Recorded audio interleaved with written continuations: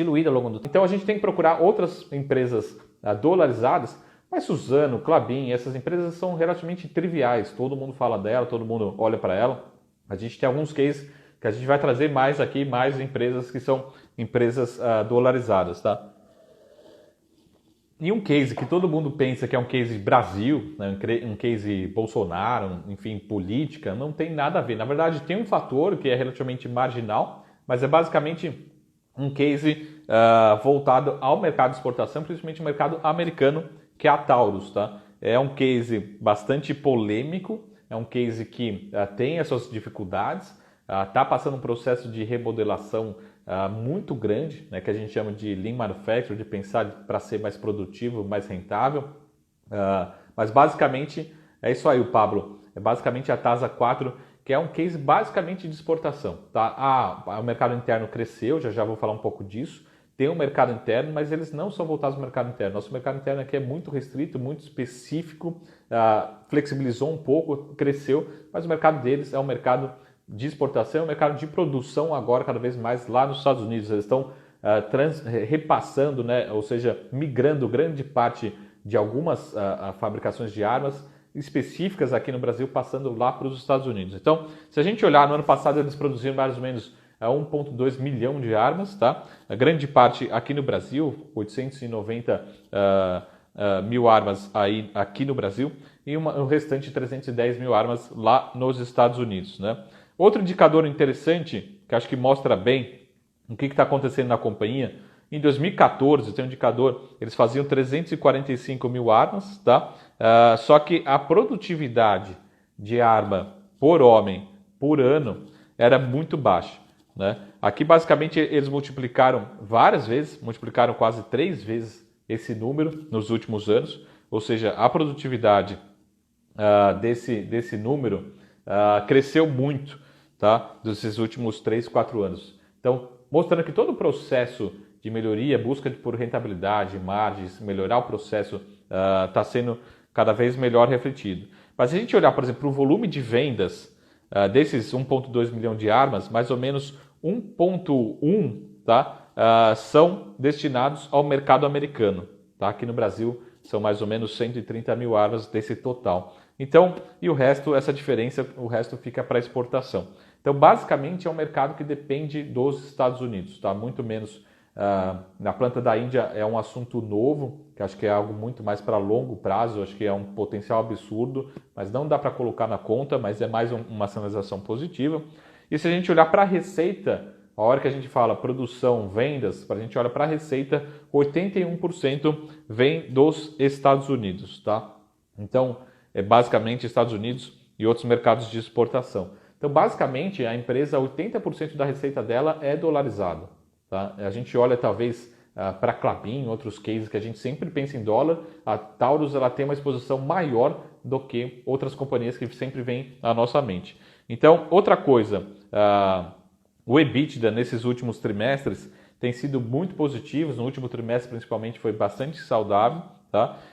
E esse foi o segundo ano de desempenho positivo desse indicador, ou seja, realmente tinha um trabalho muito ruim sendo feito, né? É uma empresa ainda que tem muitas dificuldades, o passado ainda é de rentabilidade negativa, de destruição de valor para acionista, mas olhando para os últimos 12, 24 meses, vem mostrando que esse indicador, o EBITDA, que é um indicador muito importante, já é positivo, só teve um trimestre que foi negativo por conta de um efeito não recorrente, tá? Então, essa é a companhia. Então a gente tem uma companhia, lembrando aqui que tem alguns indicadores, não sei quem que acompanha mais o mercado, mas tem um indicador do FBI que você pode acompanhar lá nos Estados Unidos como é que está a demanda, principalmente em relação à solicitação de registro. Tá? E tem uma correlação positiva, principalmente quando você tem aumento do desemprego, alguma preocupação, por exemplo, com tornados, algum fator natural da natureza, quando a gente tem, por exemplo, um tornado, algum furacão, você tem aumento da demanda por esse tipo de arma no varejo, para as pessoas físicas principalmente, para caça, enfim, esse tipo de produção que é o foco da Taurus, tá? Principalmente. Então, quando a gente tem aumento de desemprego nos Estados Unidos, a gente tem correlação histórica nos Estados Unidos aumento da demanda. A gente já tem visto nesse primeiro trimestre, nesses últimos meses. A gente consegue ver esse indicador lá nos Estados Unidos, tá? Qual que é a grande preocupação para a companhia? Pô, se a gente só tem indicador positivo, a companhia está se reestruturando, ela está melhorando as margens, está gerando caixa, é uma empresa dolarizada, deve ter um resultado muito bom. A gente já fala dos números, está sendo negociado com muito desconto, mas qual que é a preocupação? Qual que é o calcanhar de Aquiles aqui da Taurus? É a parte do endividamento. O endividamento ainda é grande, ainda é alto. Não me preocupo com o endividamento de curto prazo, então não tem nada para acontecer no curto prazo. A grande parte aqui do que eles tinham já foi rolado ou era possível de rolar, então não tenho nenhuma preocupação grande com rolagem de dívida para os próximos 6, 12 meses. Tá? O endividamento de curto prazo é relativamente pequeno, mas principalmente bastante saudável. Tá? Mas o endividamento dessa companhia ainda é relativamente grande. Na medida que ela vai gerando caixa, que ela vem sinalizando isso, ela vai reduzindo um pouco. Essa redução acontece numa velocidade um pouco mais lenta, mas essa é a grande preocupação, tá bom?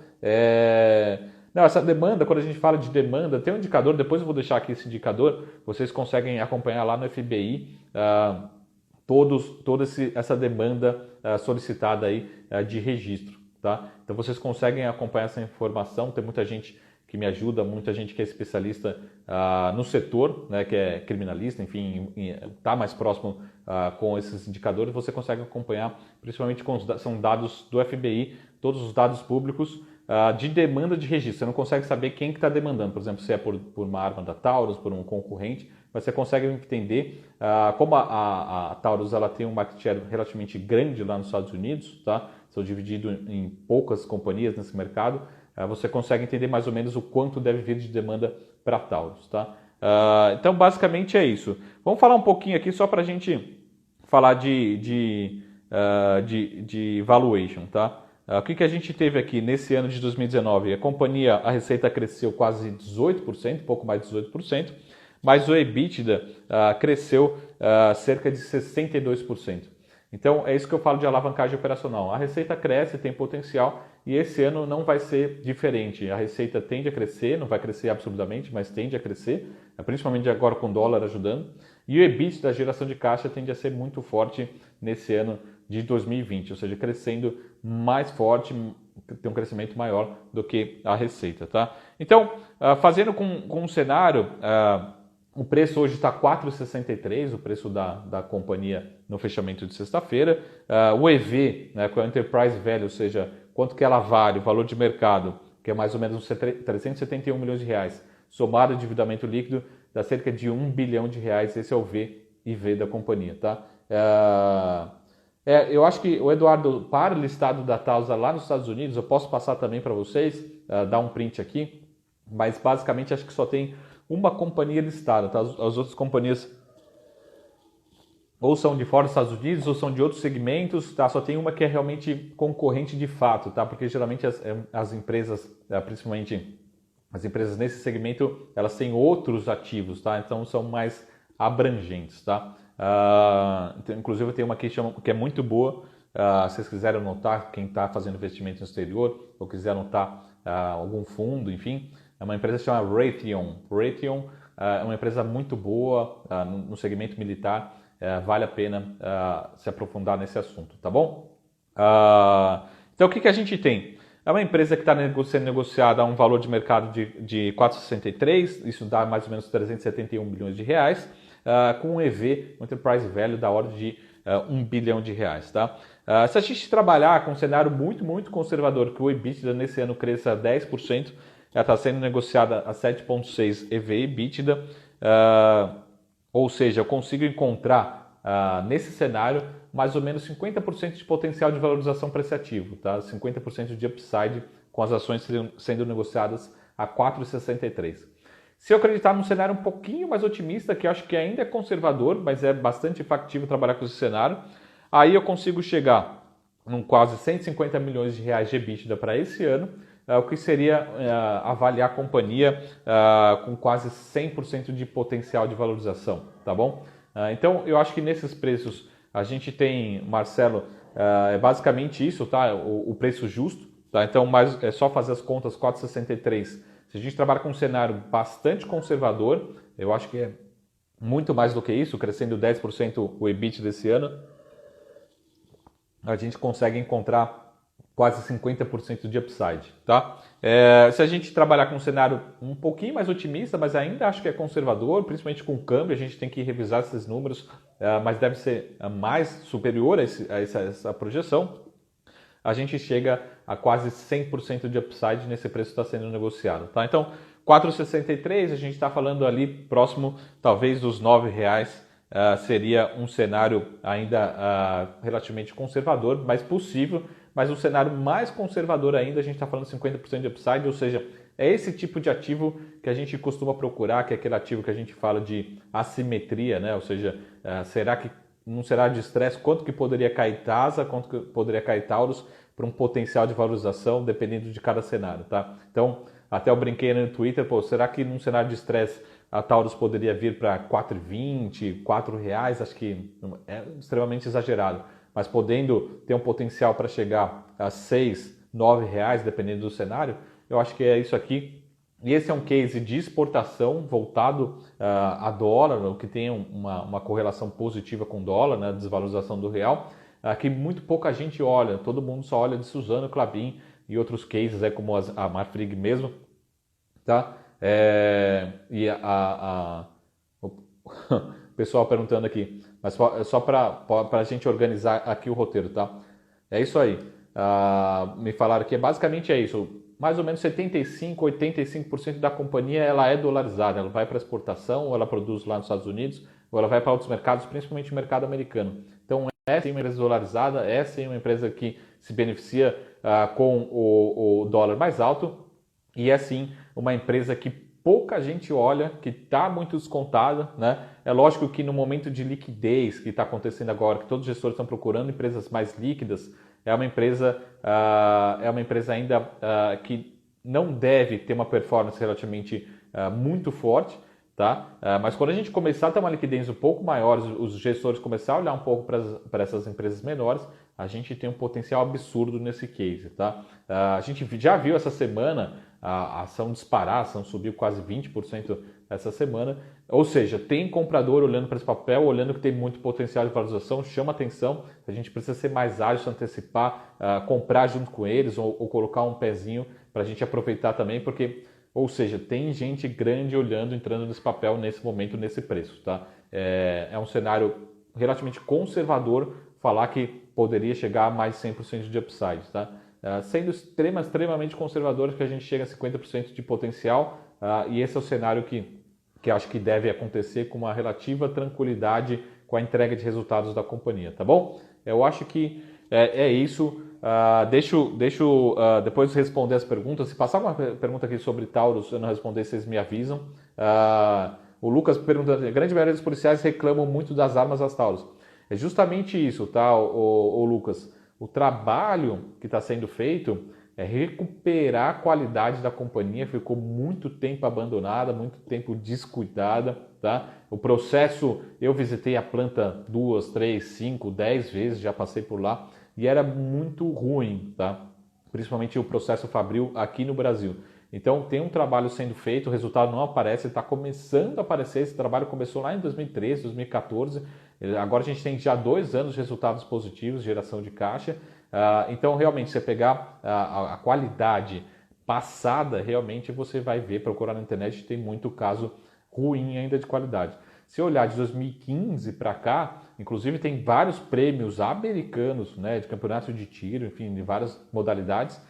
Você tem vários prêmios reconhecidos, e um dos melhores prêmios do mundo, mostrando o quê? Que a companhia está com qualidade boa, está com qualidade sendo recuperada, tem trabalhos ainda de imagem, enfim, no passado, mas esse trabalho está sendo feito e começa a aparecer. Esse trabalho não aparece num trimestre para o outro, de um mês para o outro, demora para aparecer, tá? Quando a gente falar de TASA, a gente prefere TASA 4 por conta da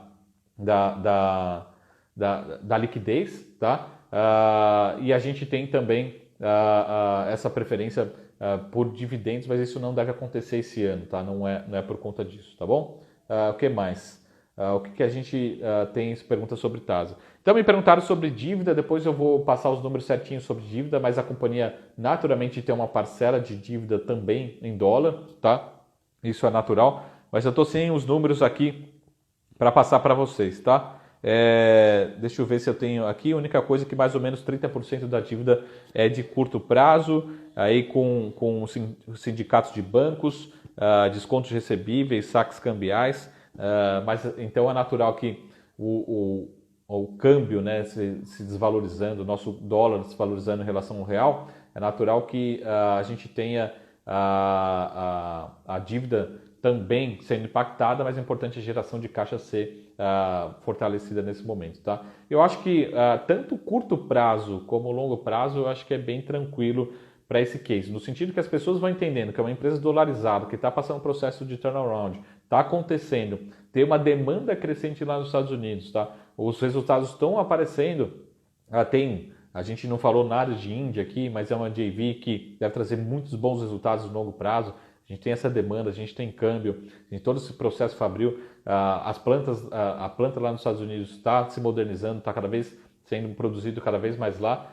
Então a gente tem uma série de fatores que levam a acreditar que tanto o curto prazo, mas principalmente o longo prazo eu acho que a gente não precisa ser tão longo aqui, eu acho que os próximos 12 meses esse papel tende a ter uma boa performance na bolsa para quem é acionista, tá? Então esse é o nosso call aqui da semana para quem está acompanhando, tá?